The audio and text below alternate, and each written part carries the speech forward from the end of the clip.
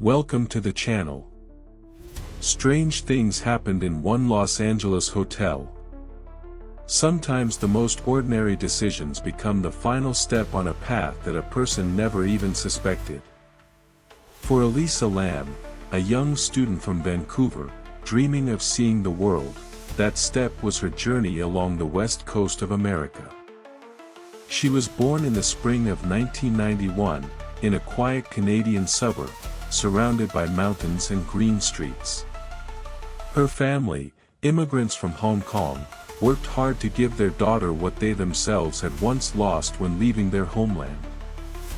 As a child, Elisa seemed cheerful, but as she grew older, there was an increasing restlessness in her eyes. She kept diaries, shared thoughts on her blog, but between the lines, one could sense a longing for something unnamed. By the age of 21, she was studying at the University of British Columbia, but textbooks and lectures could no longer quiet her inner desire to escape the familiar walls, the obsessive routine, and her own fears. She called it a journey of cleansing. To her parents, she put it more simply, a West Coast tour. Thus, her journey began. Elisa traveled alone. Amtrak trains, intercity buses, budget hostels, all part of her plan. She posted on Tumblr, sharing photos, quotes from books, and cryptic, sometimes overly personal comments. Occasionally, her posts hinted at a struggle with a darkness hidden within her own mind. Elisa suffered from bipolar disorder, and her mood soared and plummeted, leaving her alone with inner chaos. But in January 2013, her posts were filled with excitement, new cities, new experiences, the wind of change. She wrote about San Diego, the zoo, the books she carried with her. It seemed that the road energized her. No one could have known that this journey would end not in light, but in darkness. On January 28, 2013, Elisa arrived in Los Angeles. The city of dreams for millions became a trap for her. She checked into a hotel whose very name had become a symbol of fear and despair, the Cecil Hotel. Once built as a luxurious haven for wealthy travelers, decades had turned it into a nightmare. In its corridors, gunshots rang out, bodies of suicides fell, and bloodstains of killers remained. In the 1980s, serial killer Richard Ramirez, known as the Night Stalker, lived in Cecil. Austrian murderer Jack Unterweger also stayed there. Old newspapers were filled with headlines about suicides happening floor after floor. Locals called it the Hotel of the Cursed. They said the walls absorbed the pain, and every new guest became part of that darkness, alive or dead. Why Elisa chose this place is unknown. Perhaps by chance. Perhaps to save money. Or maybe the hotel itself called her, like sirens lure sailors into the depths. At first, she stayed in a shared room on the 5th floor. But after a few days, she was moved to a private room. Neighbors complained about her strange behavior. What exactly they meant remains unknown. Some claimed Elisa talked to herself. Others said she left things scattered in her room, as if searching for something that wasn't there. In her blog, she briefly mentioned the creepy people in the hotel. At the time, no one paid attention. But today, that post reads like a whisper from the past, a warning that went unheard. Los Angeles welcomed her with lights and endless streets. But the longer she stayed at Cecil, the more strained her smile appeared in photographs. Those who saw her in the final days said, she was friendly, lively, but there was something uneasy in her eyes, as if she knew more than she said. On January 31st, Elisa visited a nearby bookstore. The clerk remembered her, buying gifts for her parents, joking a lot, seeming happy. But this was the last time she was seen alive. The next day, she didn't leave the hotel. And no one saw her again. The hotel continued its life, tourists checked in and out, neighbors argued, pipes clanged. But something in the air seemed changed. Guests reported strange dreams. One woman said she heard a woman crying through the plumbing at night. And Cecil itself seemed to wait. In 2 weeks, the world would see the video of Elisa, in the elevator, alone and yet not alone, a video that would go viral. But for now, no one knew that a storm was already gathering on the horizon. Every city holds its shadows. Los Angeles has hundreds, but the thickest lies at the corner of Main Street and 7th Avenue. Here, among the skyscrapers, stands a building that has witnessed more death than many cemeteries. Its name, Cecil Hotel.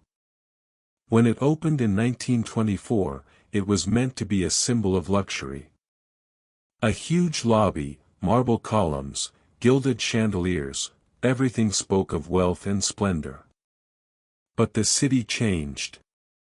Downtown Los Angeles fell into poverty and crime, and Cecil became a haven for those who had neither future nor hope. The first suicides began as early as the 1930s. People jumped from the upper floors, plunging headfirst into the void, as if the hotel itself whispered its final words, "Come to me." In 1962, a woman threw herself out of a window, but fell directly on a passerby. Both of them died. And that was just one of dozens of cases. These walls absorbed the pain, and with each passing year, their breath grew heavier.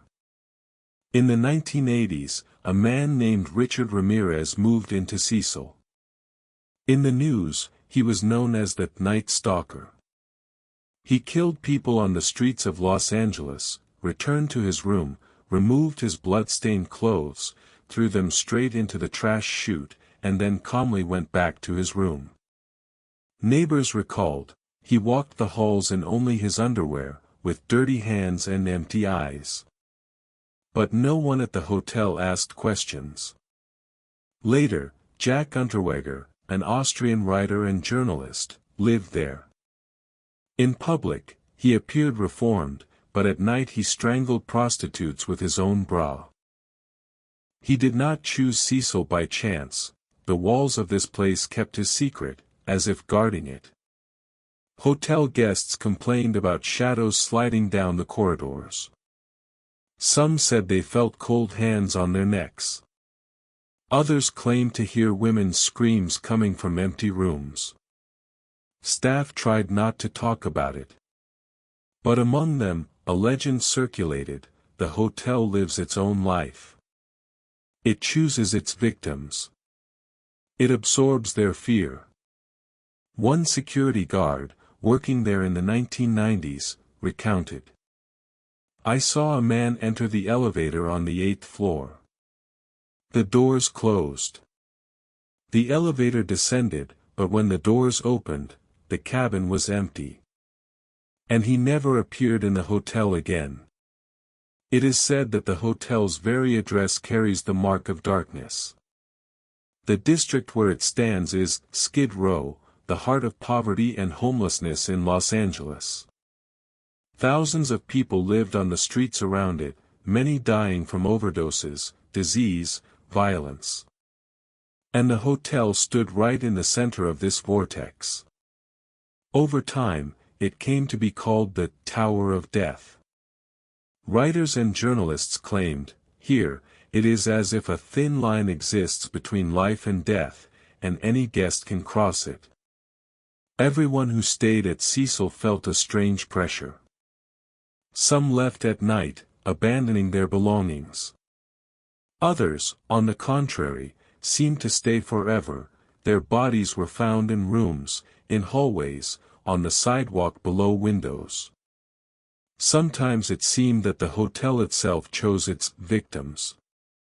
Among tens of thousands of guests, tragedies happened here again and again, as if the walls demanded new blood.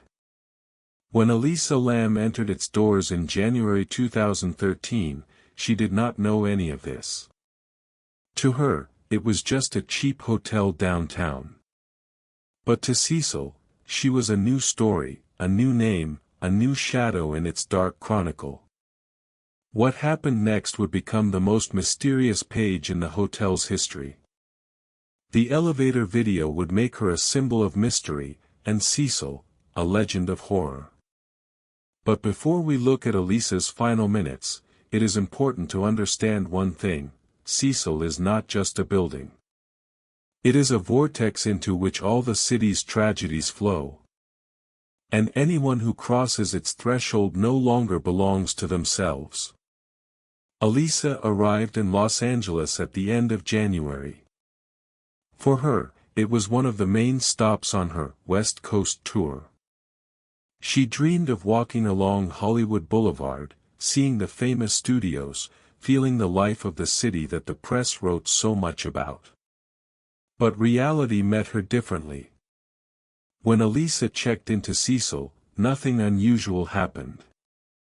She was assigned a bed in a shared room, 4 beds, white walls, dim lamplight.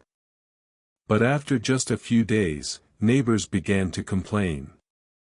One of them later said, "She behaved strangely, sometimes laughing to herself, then suddenly falling silent and staring into a corner. She arranged her things as if trying to find something hidden. It was creepy." The hotel manager decided to move her to a private room. That was on January 29th. From then on, she lived alone. During those days, her Tumblr was updated with notes and photographs. Some looked ordinary: books, clothes, random thoughts. But among them were phrases that now sound like omens: "My life is an endless labyrinth, and I don't know if there's a way out. There are places where the air seems to watch you. Cecil is one of them. When I hide, I don't know who's searching." At the time, these words seemed merely the philosophy of a young girl. But now, they read as anxiety. Guests and staff remembered that Elisa was friendly, loved chatting with strangers. But sometimes she would suddenly change, become tense, speak in fragments, stare into emptiness, as if someone stood there. One housekeeper said, "When I went in to clean the room, it was always open. Things were scattered, clothes on the floor, books open." She smiled, but her eyes, they seemed to be in another world. These oddities enhanced the aura of the hotel itself. It seemed as if it was gradually absorbing her. January 31st was supposed to be her checkout date. Her parents were expecting a call or message, as she did every day. But the phone stayed silent. That morning, Elisa went out into the city. The last person to see her alive was a clerk at a nearby bookstore. She recalled, she was buying gifts for her parents. "We talked a lot," she seemed cheerful, sincere. She joked, laughed, nothing foretold disaster. But returning to Cecil, it was as if she crossed a threshold. What happened that evening, no one knows. She was not seen in the hotel again. Security cameras recorded nothing unusual, except for one moment. The next day, her belongings remained in the room: passport, clothes, medications, laptop. It seemed she had just stepped out for a minute. But she never returned. Her parents raised the alarm. The police began the search. In the footage, she is seen entering the elevator. She presses all the buttons at once, but the doors do not close. She peeks into the corridor, hides in a corner, makes strange hand movements, as if talking to someone invisible.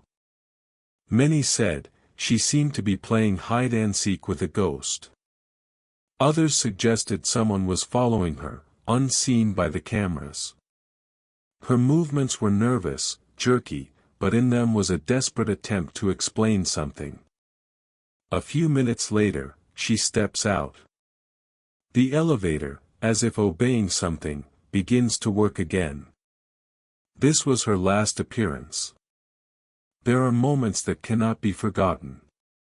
They hide in memory, surface in nightmares, and become a permanent part of anyone who has ever seen them. Such was the elevator video from the Cecil Hotel, released by the police on February 14, 2013. 3 minutes and 20 seconds, and an eternity of mysteries.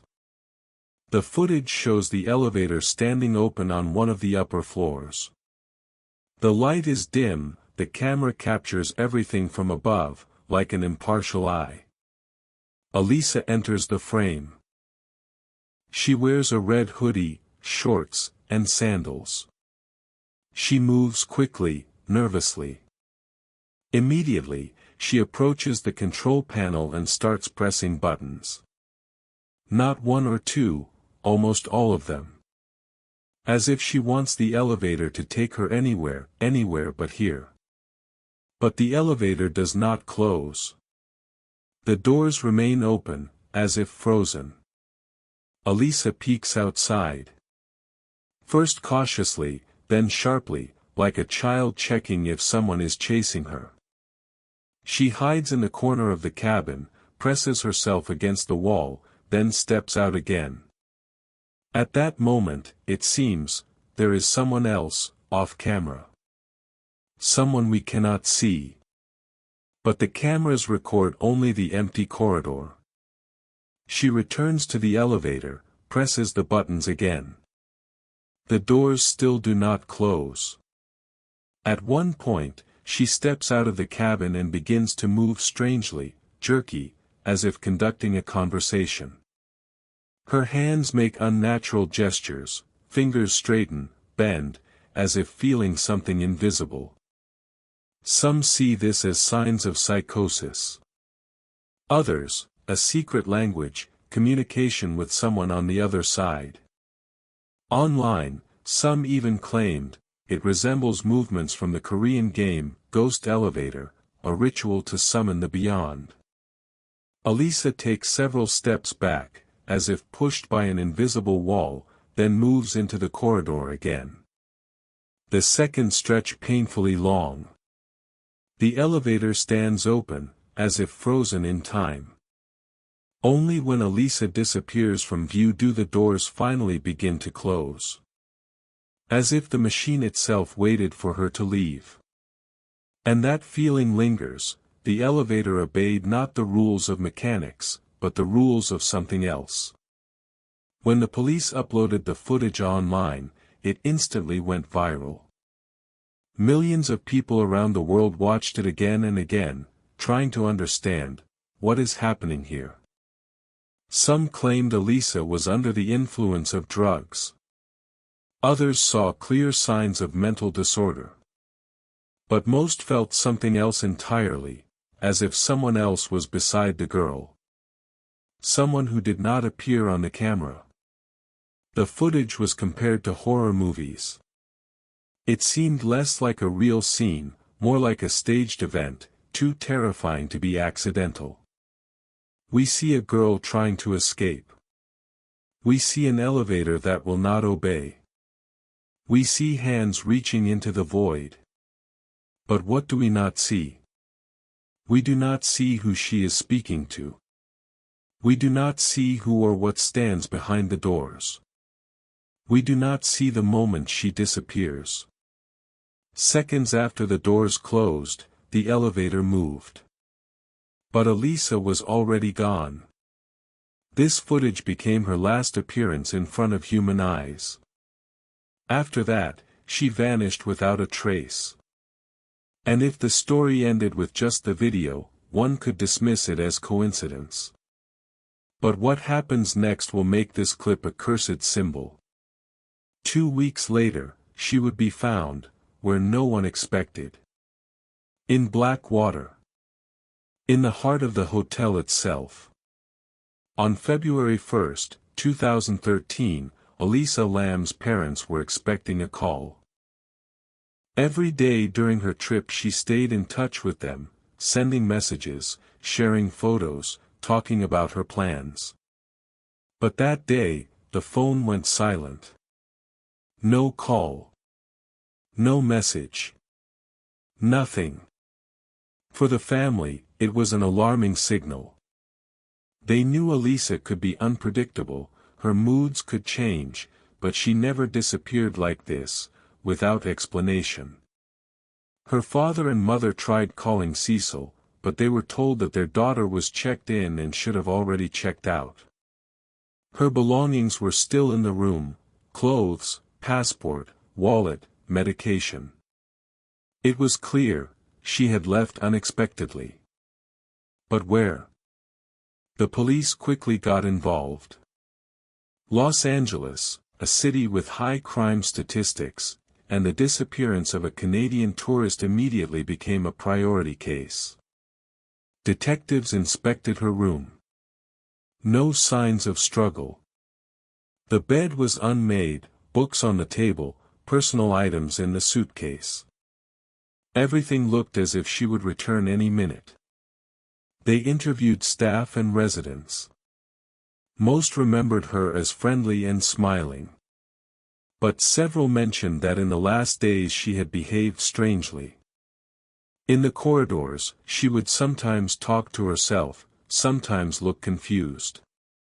One guest said, "I saw her in the elevator. She looked like someone was chasing her. But there was no one there." Days passed. Her parents flew to Los Angeles, their faces appeared at press conferences. They begged for help, showing photographs. Meanwhile, the Cecil continued its life. People checked in and out, but more and more complained. Footsteps echo in the hallways. At night, someone knocks on doors, but no one is there. The water from the taps has a strange taste and smell. The hotel seemed to be giving hints about where to find Elisa. Water. But no one yet understood that it was the darkness itself hinting. The police reviewed dozens of hours of surveillance footage. But most of it showed nothing. Only that very elevator video, where the girl talks to the void. Where did she go afterward? On the stairs? In the basement? On the roof? The cameras seemed to betray the investigation. Footage went missing, some sections were cut, and timestamps were shifted. This fueled rumors: the hotel was hiding something. The disappearance of the Canadian student became a sensation. Journalists wrote about the Cecil curse, the hotel's dark history, strange coincidences. Online discussions began. Could Elisa have become a victim of a killer? Could she have run from someone and hidden? Or was she taken by the very darkness dwelling in the hotel? From February 1 to 19, the search continued. Police combed the surrounding areas, interviewed witnesses, checked every floor. But there was no trace of Elisa. And all this time, guests complained about the same thing: the water. It ran murky, with an unpleasant odor, sometimes dark-colored. People said it was impossible to bathe in it, and that tea and coffee tasted metallic. Only on February 19 did the complaints finally push the maintenance staff to check the rooftop tanks. There, inside one of the 4 huge reservoirs, they found her. Elisa's naked body floated in the murky liquid, her clothes beside her. How did she get there? Why was the lid, which is difficult for 2 people to lift, closed? How could the girl have accessed the roof, which is restricted with an alarm? These questions remained unanswered. The morning of February 19, 2013, began at the Cecil just like hundreds of other mornings.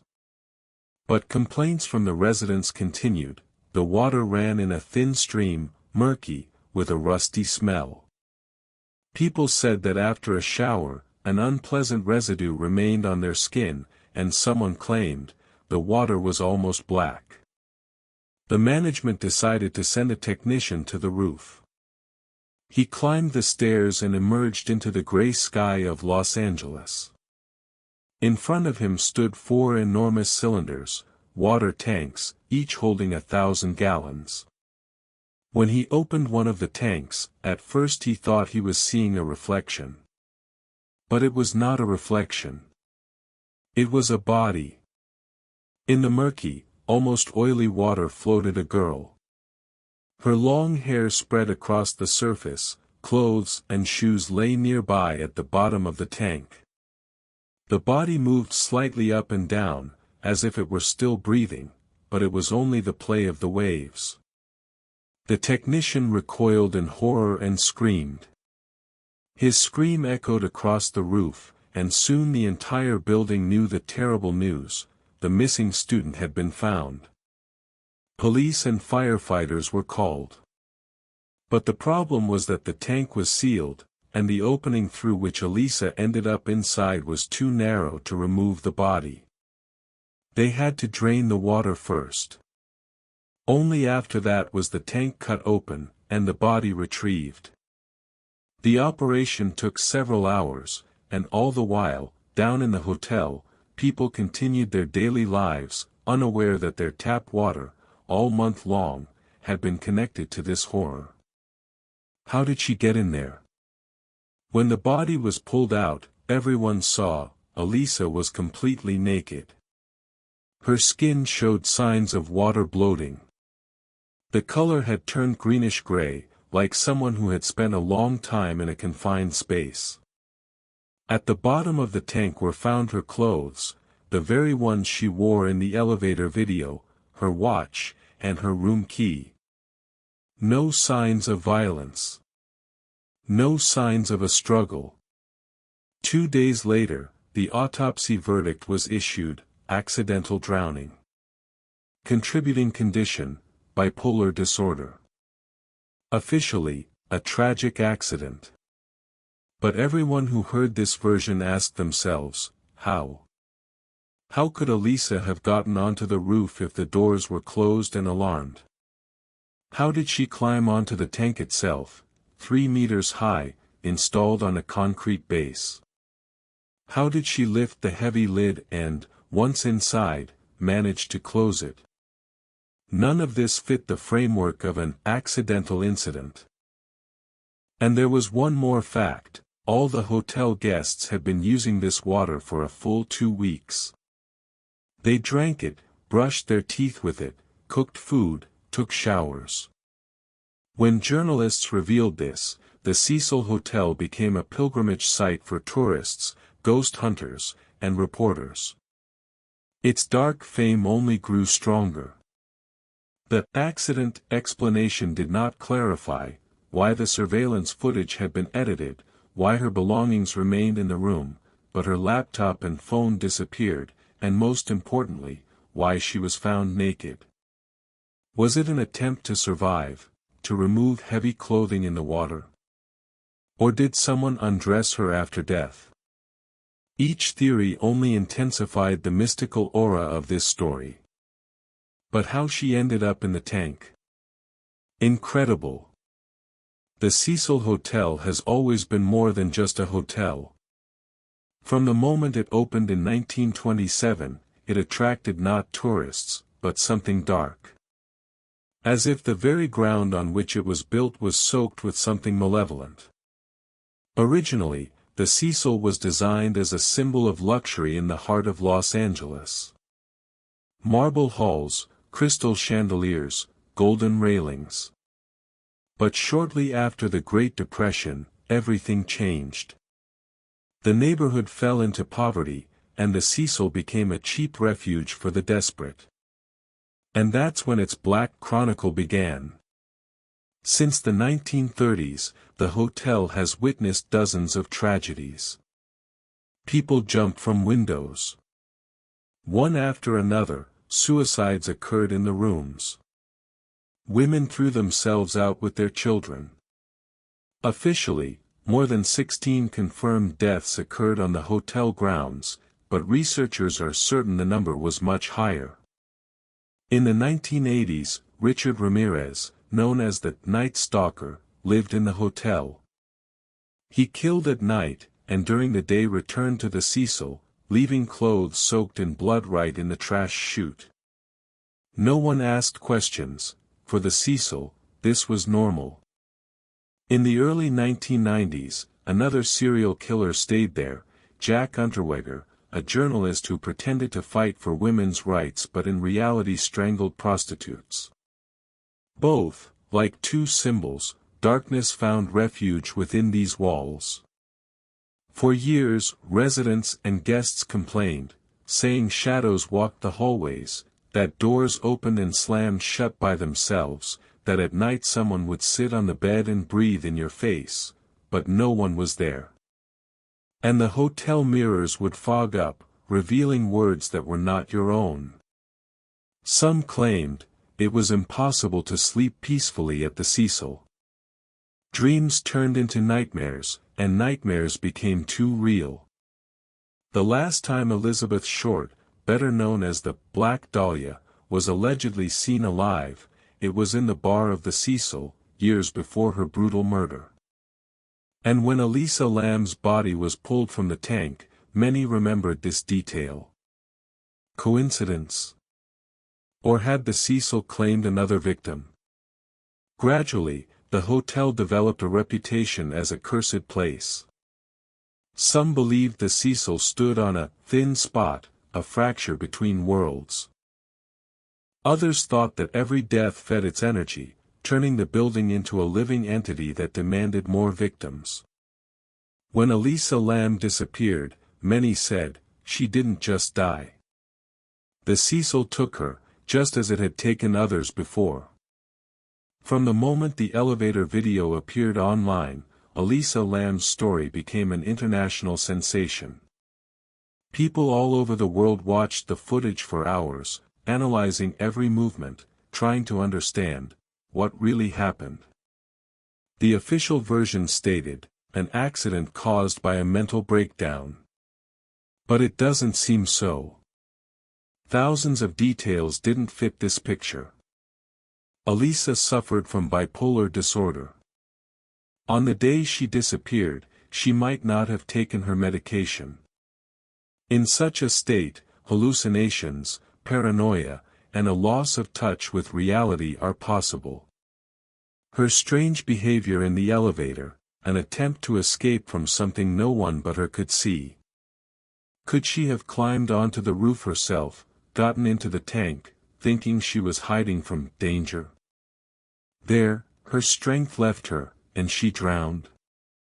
But the question remains, how did she physically get inside?